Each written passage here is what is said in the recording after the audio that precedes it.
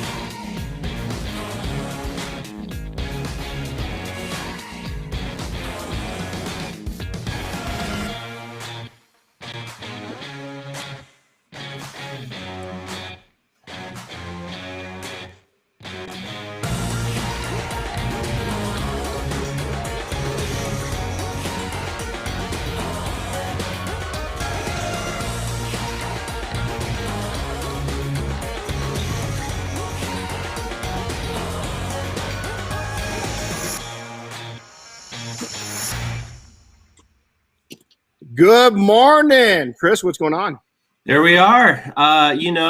It's Wednesday again. It's sometimes it's Wheel Wednesday, sometimes it's Wagon Wednesday. I don't know. Yeah. So is this a new? We always talk about it. What's on the shirt? Well, this one I've had for a long time now, but it is a Volkswagen bus with I guess a 23 window bus, maybe 21 window. I can't tell, but surfboard on top. 21 window, man. That's we're in our 17-year-old's dream vehicle. She loves those things. Oh, they're well, she's gonna need to save her pennies for a long time if she wants one. Yeah, I just showed her one, and it sold for almost $300,000. Yeah, I believe it. Crazy. I was like, wow. So it's funny because Chris is sitting here, everybody. He's like, yeah, this one. He's all modest. This one I've had for a long time. It's the first freaking time I've ever seen it. He has so many damn so many of these shirts that I've had it for a long time, but I haven't even seen it. So I mean, that's okay. Yeah, I feel bad for you. So hey, this is kind of a fun one. Yeah. Innovations and profiting from it. And we're going to go way back. We're going to go into the time machine and kind of take in and look way back and share some of the things that why you guys, everybody needs to be keeping their eyes open, because simple inventions have changed the game. And we're going to go through and kind of show you that. And the reason why we're going is to appreciate the current times in the future, you got to kind of look at the past every once in a while. And I was there for some innovations that we now just take for granted, but I remember the first time I ever laid eyes on them. And so we'll talk about that. So we got a class this week. So great team, 4 students, one mentor, intern. They're just going to be walking in right now. Very good. Those guys doing all right this week? They're doing good. They're finishing up with interiors with Diane. We go straight into sanding headlights this afternoon. Then we go into all the wet work prep, and then they'll be sanding their butts off. So they're just walking in right now. They'll come over and join us. We got some cool shit. So I mean, get a pen out, take notes, take mental notes, or just say you guys are kind of goofy and we didn't get anything out of it. So wow, we got all kinds. Karen, good morning. Antonio, good morning. Shane, hello. Mike, good morning. Adam, what's up, dude? PNS, Frank is on. Let's see here. Nope. Frank's saying good morning to Frank and Greg. So we got a lot of good mornings. Good morning to all of you. So, let's go back, and I'm going to stall a little bit because I want these guys. Come on over, guys. When you get a chance, we're gonna launch you guys. Come on over. And so we're gonna take. I think it's gonna be fun, and we'll walk through this.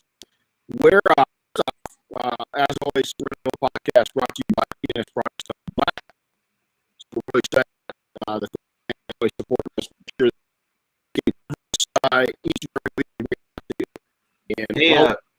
Hey, Renny, real quick, I'm getting a bad connection from you right now.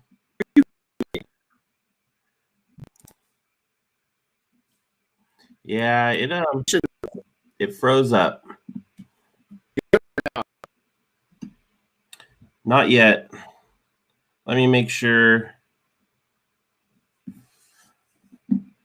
Yeah, I hope we didn't lose it.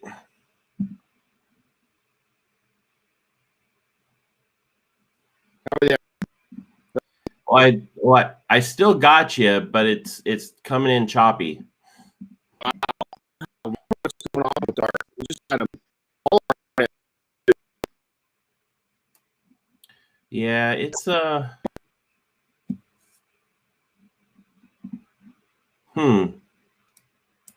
maybe you want to try just dropping out and coming back in, seeing if that helps us at all.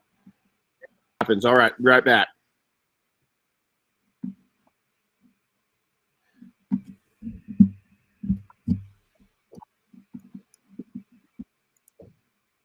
Actually, you might be back now. Okay, how's that? I just restarted. Okay, well, we're good. That's better. Okay, I'm gonna get Diane. Hey, Diane, you listening? Yeah, we gotta get the internet company back out. So yeah. Oh, look. Now I'm getting good strength on you, so I think we're good. Boy, sorry guys, I don't know what the heck's going on with this thing. So have a seat, guys. Go ahead and have a seat. These guys are just walking up right now. We'll get going on this. So innovations, let's talk about it. Is that, innovations and things that have changed. Everybody thinks of big stuff, but some of the little things have been some of the biggest game changers. Is that let's go all the way back. What's innovations right now that we're all dealing with that have changed the industry, and that's coatings. I don't know if there's a single thing out there that has changed the game as much as coatings, but now everybody looks at coatings as the game changer. But without a lot of other things changing, coatings really wouldn't matter because, for instance, if we didn't have good machines, if you had to go back and rotary everything, both steps like we used to, or you had to go rotary everything and then come out with a porter cable. And not that the porter cable is a bad machine. There's just better machines. Innovation. We're talking about innovation. Now let's go one step greater. What about clay? Look at how much clay has changed. Of going over to synthetic clay. Now, not everybody uses synthetic clay all the time, but I would venture to tell you that it has changed the game. Here's why it's changed the game for a lot of us, is we combine two products. You take bead maker and this. These guys are going to show them how we do it. And we can take and churn $100 to $125 an hour without ever touching a tool.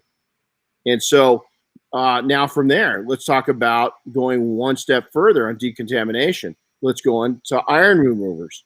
So everybody thinks coatings, but there's all these other things that make coatings better that have also been innovations in the last couple decades. And so, it's really important that we pay attention not to just the big stuff, but the little stuff. And we're going to walk through this right now. So now, takeaways, my thoughts. At the end of this, we're going to give you several takeaways. And I really want to take, Alan, I'm going to have you sit down. That way I'm not tracking you instead of this. And so one of the things I want to do is walk through and there's going to be innovations in the next few years that everybody kind of poo-poos. And let me tell you, in 03, 04, when coatings first started coming out, everybody was poo-pooing them. Did you guys know that? Coatings were not going to last. Coating's not going to last. Coating won't be around. The car companies, by 2010, the car companies will be coating cars.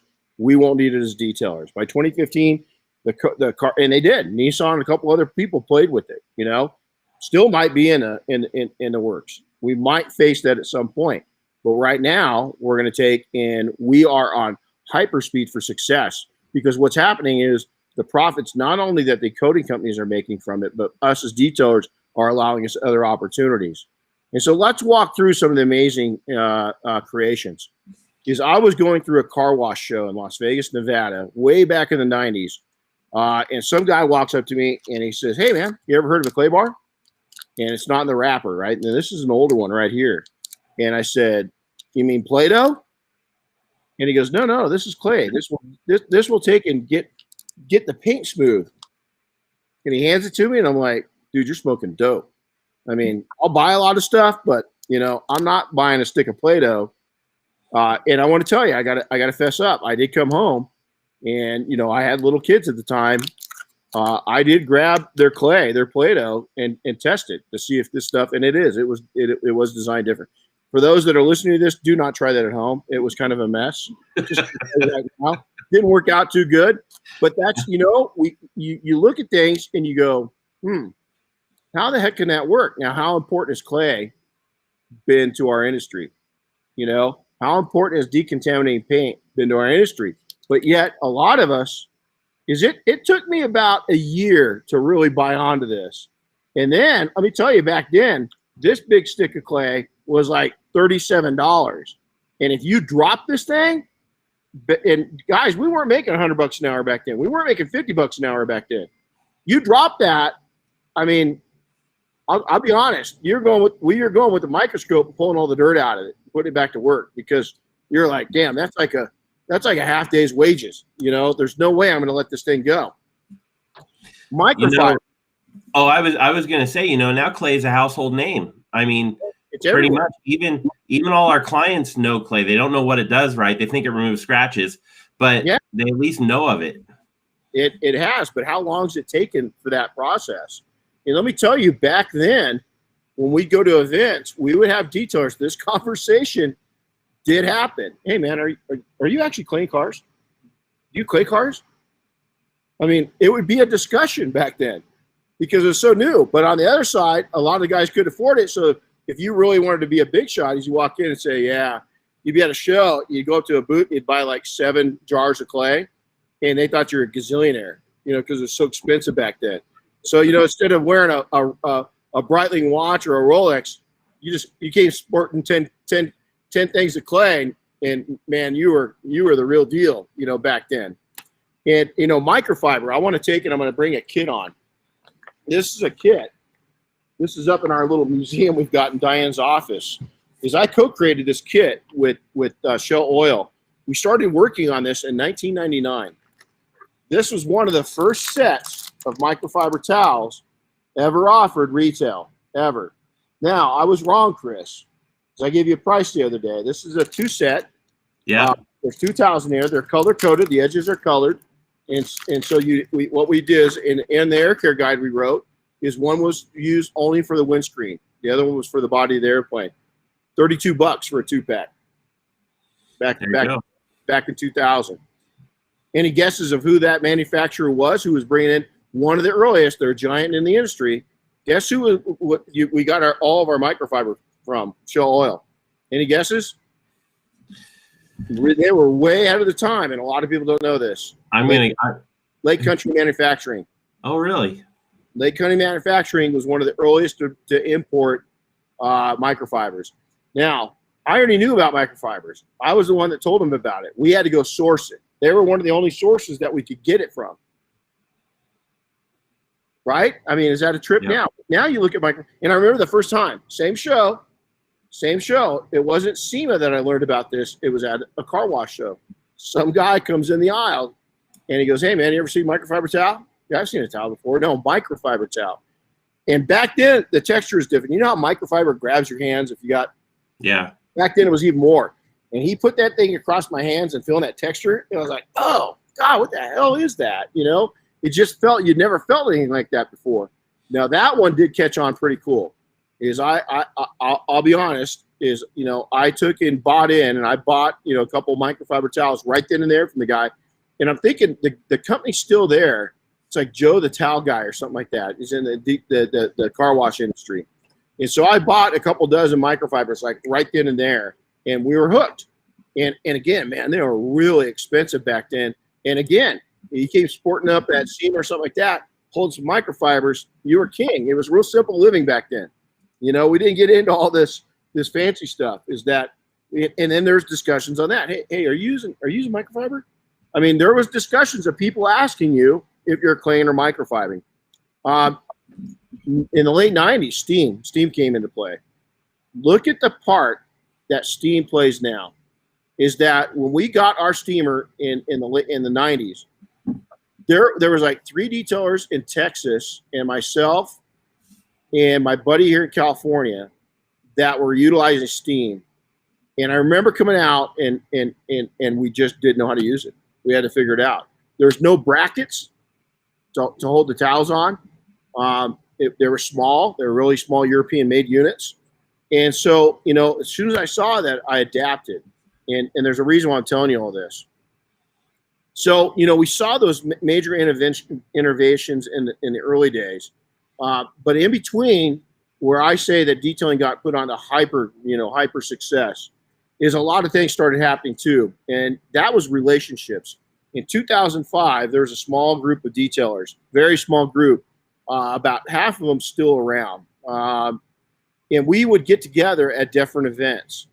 And we started talking and communicating because back then, detailers didn't talk or communicate. We hated each other, or they hated each other.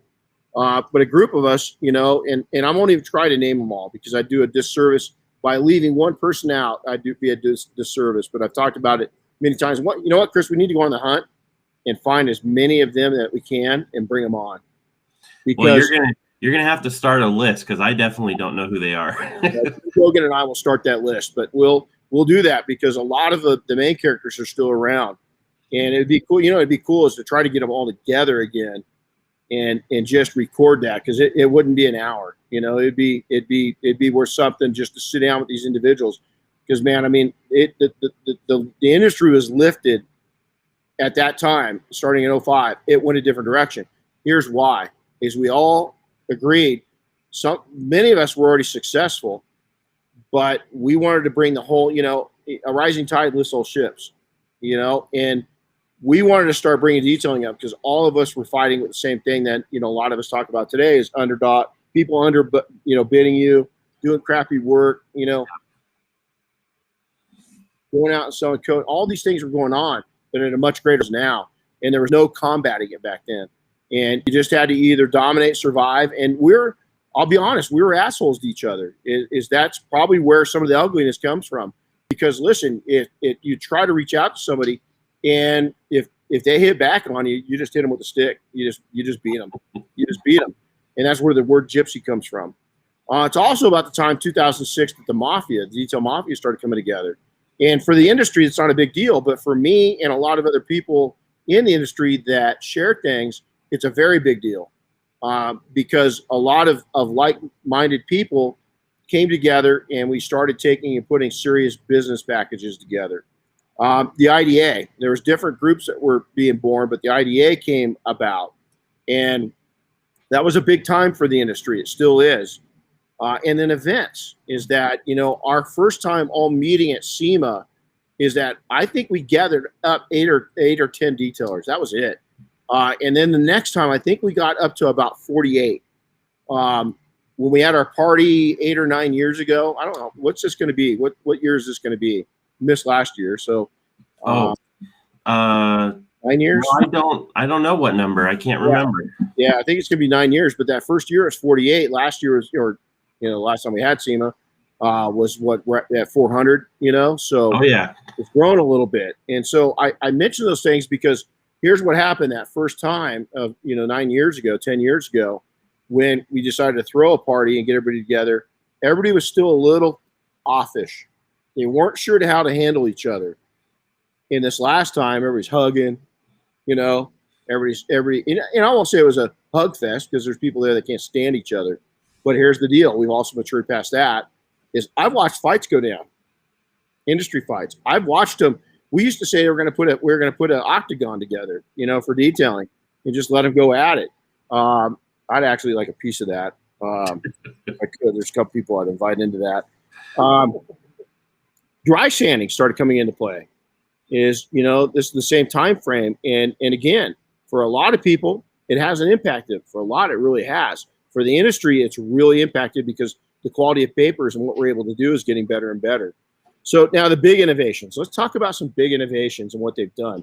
And I really want you guys to pay attention to what I'm going to say here, is because I'm going to tie it in to how all of you as detailers on the ground in the trenches can take and change your perception in the way that you market your company. Coatings. Again, there's a lot of supply tools. There's a lot of things that make coating great, but coating alone, and I'm gonna call something out right now. Coating alone has changed the industry, and the company that changed it the most. A lot of great companies. We've got our own coating. Got my name on a couple boxes of coating right over here, but I'm going to give credit where credit's due. And Ceramic Pro put coatings on the map for all of us. Yep. Now, there's a lot of other great coatings out there. Here's why. There's 2 companies I'm going to bring up right now that have changed the game, and I want you to watch how they market, because we talk about this a lot in our companies. Is that I want you to think about 2 companies, Ceramic Pro and Rupes. Okay, a coating company and a polisher company, right? Tool company. Wrong. You know what both those companies are? They're marketing companies. They're marketing companies that happen to make great products. But you look at the way both those companies market themselves, love or hate them, doesn't matter, is that both of those companies are marketing companies. You look at what Chick-fil-A is. Chick-fil-A is a restaurant. They're a marketing company. In-N-Out Burger, they're a marketing company. The best detailers, we talked about this all week, is that you really need to become a marketing company. Now, it doesn't mean that your product's bad. Doesn't it? And look at the loyalty that both of those companies got. You guys are going to be all over Rupes Tools, later this week. I'm not saying that. I'm not saying they're full of it, I'm just saying that before they're anything, they've become a marketing company. And here's what all of us need to learn from that is that we need to take and learn how to do the same exact thing. And I'm going to make some points here in a little while that will lock that in for all of you on a local level. DA polishers, large throw, forced action, all those things completely changed the game for us. You look back at, when we were doing aircraft, big aircraft, we really got successful at doing big aircraft. I would have given I probably wouldn't have. Have to talk to Mike Phillips first about giving my right leg, for a polisher. But I know, Mike, I love it. We can say that. He always calls me bald, so we can say that. So here's the deal: is if you would have seen the profitability we could have made more money with whether it's a flex forced action or a Mark III 15, doesn't matter. If we would have had those 10, 15 years before they came out, my net worth would be double. I want to say that again. A tool could have doubled my net worth. Why? Because the quality would have went up and the time involved in doing the project would have been reduced by half.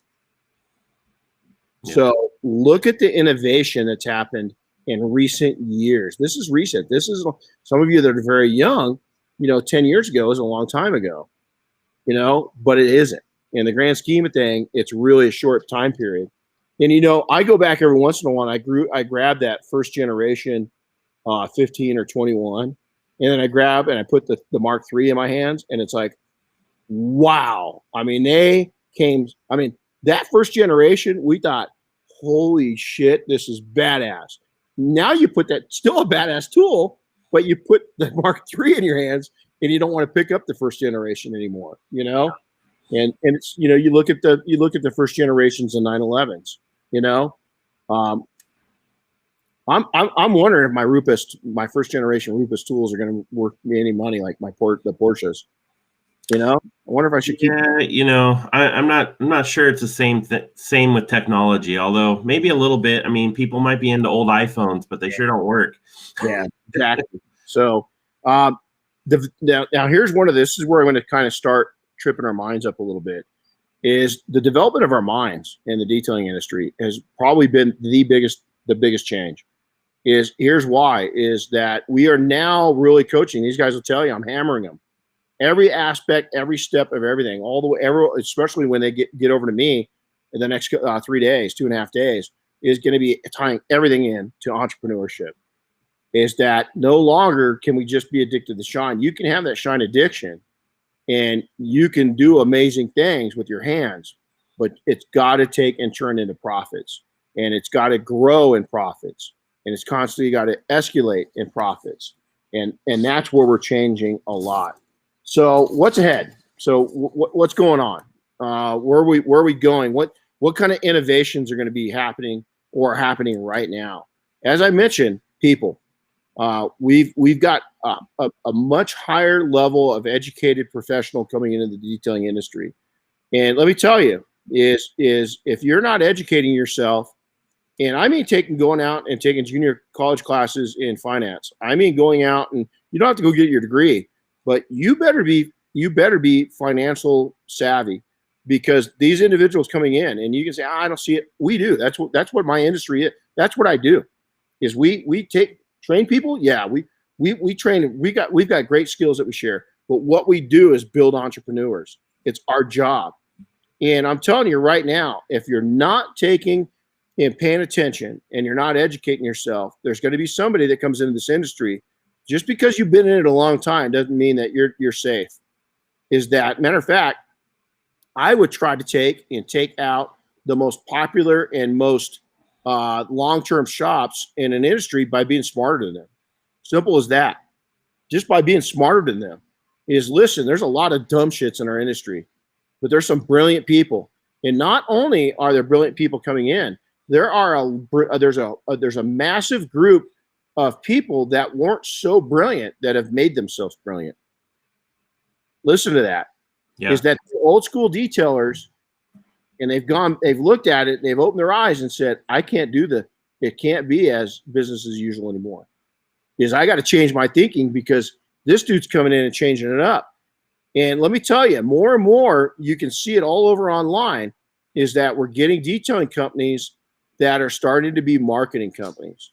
They're not just detailers, they're marketing companies. And that's dangerous if you're in their market, especially if they can tie in and they really know what they're doing. And if they got good personalities and they're really good at connecting with people, I would really be watching that competitor very closely, and I'd be sharpening your skills. Next, education is we are seeing there's so many great. I mean, you go online, you can become YouTube certified if you want to, but there is good information to watch. I mean, I watch stuff, not a lot. I'm careful of what garbage or wealth I allow into my mind, because there's a lot of garbage out there, and you got to be able to sort through it, and you got to be able to do a little research and look at who's telling you what they're telling you, and is it theory or is it proven? I can tell you something right now, is that if it exits my lips, it's 99.9% of the time not a theory. Is I'm very cautious to say things. I really think things out pretty hard. And on our group, the entrepreneurs I surround myself with, we have our theory, our saying, our tagline is no theories. Is now when new opportunities arise, it's all theories, when it comes up. But we quickly eat it up, spit it out, re-eat it, rethink it, reprocess it, and there's a couple hundred of us that do that. So we can do it pretty rapidly, and then it goes out from the larger group to a smaller group to a smaller group. We compact it, we learn it, and then we start talking about it. And so you got to make sure that the people that you're listening to, is it bullshit, something that they've heard that they're regurgitating, or is it something that they've actually lived through? Tribal knowledge can be very powerful both ways. And so if a person's tribal knowledge is they're their only tribe member, good luck. That's tough. And you've got to have a larger tribe these days. You've got to take and come in. There's a reason why the military works in packs. There's a reason why, if you go to Tesla, is they don't listen to everything their fearless leader says alone. That's what he brings experts in for. And so you need to take and really look at things and get outside of your own mind. And you got to look at where your influence is coming from. I'm telling you, you're not going to you need to start going.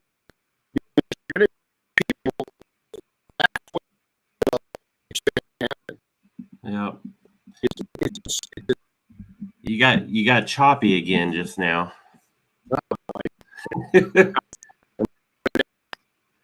Let's give it a second. I'm sure it'll come back. But I lost technical issues. Yeah, I can see it allows me to monitor your connection strength, and right when you get choppy, the connection strength drops. So yeah,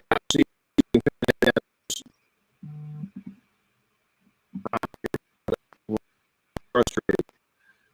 Yeah, we gotta look into this a little bit more, but it's hopefully it comes back in just a second. Yeah, you're frozen.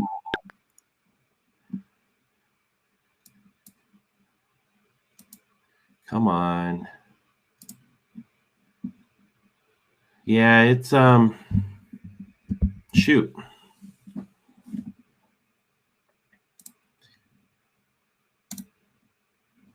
Let's see. Yeah, I know I'm loud and clear, guys. Sorry. Well, if Renny can hear me, he might need to drop out and come back. Everything's COVID. Oh, so you're back again. Okay, well, let's see what we can do.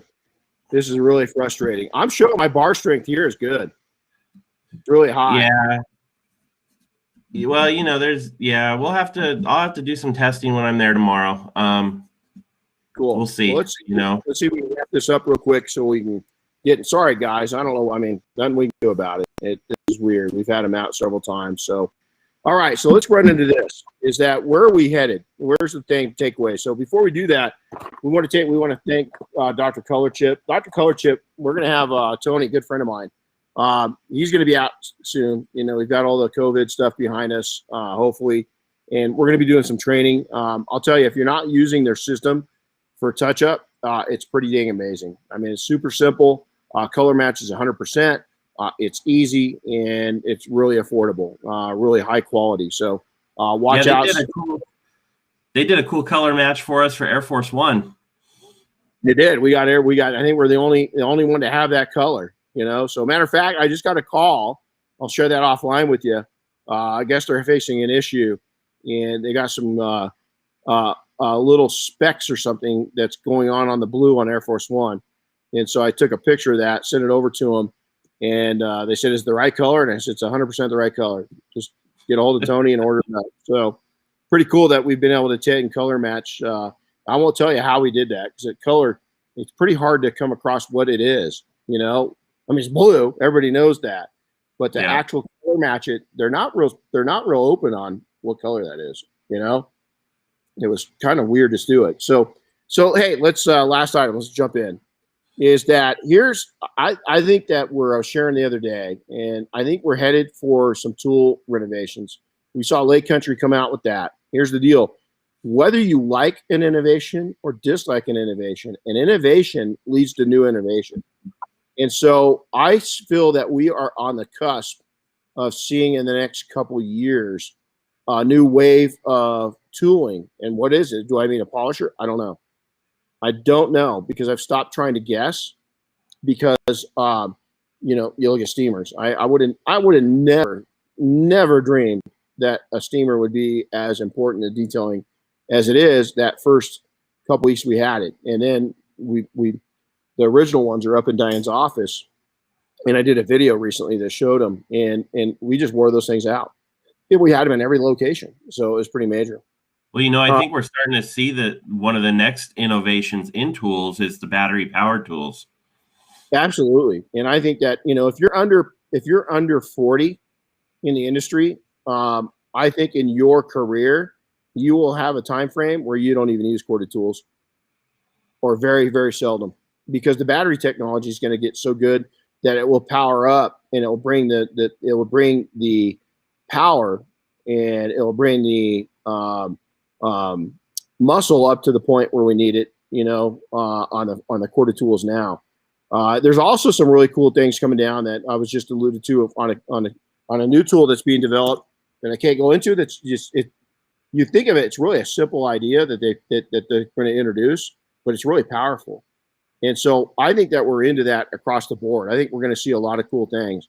I think we're going to continually see products change. I think we're going to see the one steps get better and better where you can take and you can cut or polish with a product, kind of a last cut type thing, last cut plus all these new, I can take and name a half dozen companies in the last year that are really starting to take, and there's so many cool products coming out. I can't even keep on testing them, you know, and so it's unreal. So I think that's what's going to happen.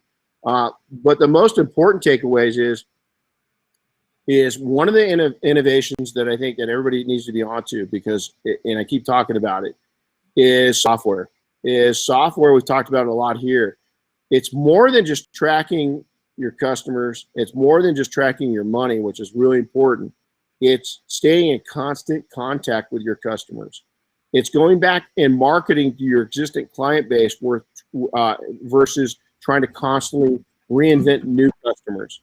And those detailing professionals that are utilizing software to the fullest are going to move ahead rapidly in front of those that are not. Because here's the deal. I don't care if it costs you $200 a month. I don't know a software that does. Is that expensive? That's cheap. Listen, I heard a quote the other day, and I love this quote. If you can buy it for money, it's cheap. What's that mean? If it saves you your time, it's cheap. Now there's a limit to that, right?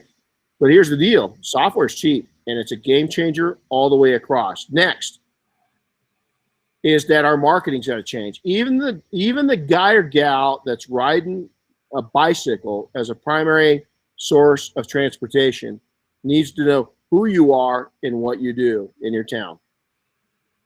Everybody needs to know who you are. You need to be likable. You need to be lovable. You need to be connected. You need to be nice. You need to be supportive.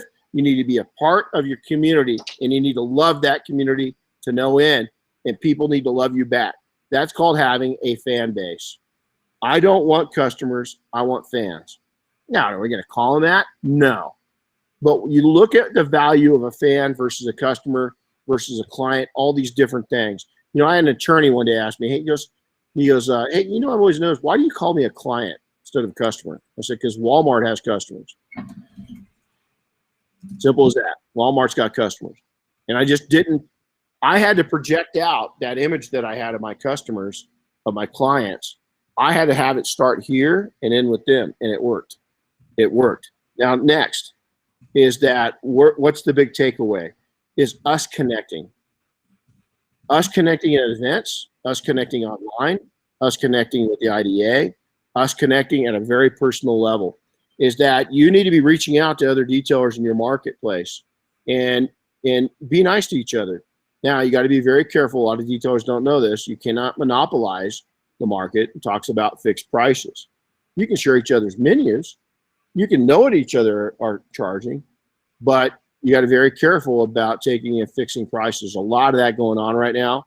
And I'm always cautious to, when I see that happening on forums, is guys got to be careful. You guys can't go in there and start talking about that, because you know what? We're getting eyes on our industry like we've never gotten eyes on our industry before.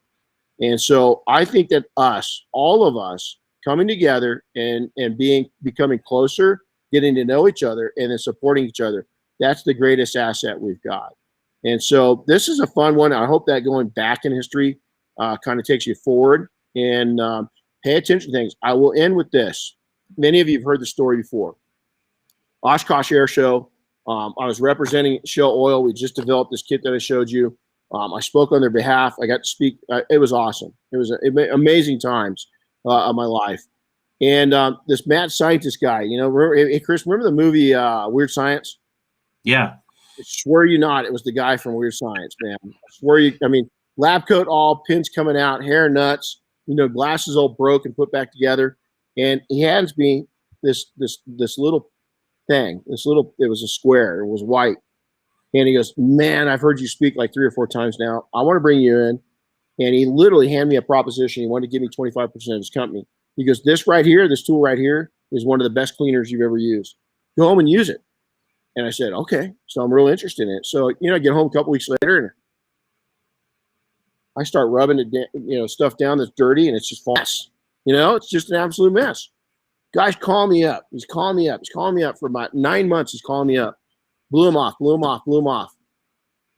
And I did listen to one of his voicemails, and he says, listen, on the cusp of selling this thing to a big company, you need to call me back because I need your help. I'm not comfortable going to these meetings and being a spokesperson. I want you to come in. And I didn't. And he sent me another box of the products with instructions. What did I not do? You didn't test it, did you? I didn't read the instructions. And I had no idea that you're supposed to get a magic eraser pad wet. And I saw him about 2 years later, and my 25% would have been just shy of $3 million. Had I taken the call, had I given the guy respect, because here's what it was. It was a lack of respect, and I didn't think that little tiny pad was innovation enough to pay attention to anything. So my moral of the story is, A, always be respectful, take the meeting, return the call, and innovation can come in a lot of different ways. It doesn't have to have a plug on it, and it doesn't have to come in a little tiny bottle that costs $200. It comes in many, many ways. So, hey, guys, go out, have a blessed day. Reach out to each other, support each other. Thanks for coming on. Hope you enjoyed this. We want to thank again Dr. Chip for the support and giving you the 3 highlights of the day. Also, we want to thank P&S Products for always supporting us and so forth. Go check out their websites. You guys take care. We'll see you next time. Happy detailing all. All right. Have a great day, guys. Yeah.